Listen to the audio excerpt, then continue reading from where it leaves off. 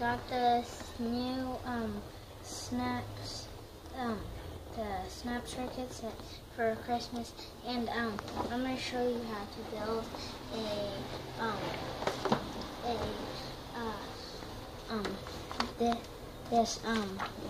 hi guys. I'm gonna build an electric light switch, and first thing you need is Hi guys, this is the base that you will need for your electric light switch. Okay, so first thing you need is you are going to take this and place it right here. You need this light switch in this battery pack, put it right there, and then I'm going to set this right here. And take one of this, goes right here, and then...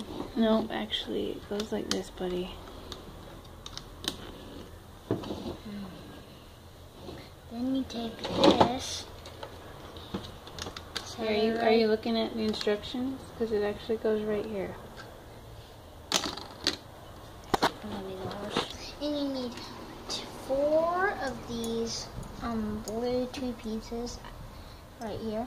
I have 4 of them right here, all lined up in a row. So what you're gonna do is take this.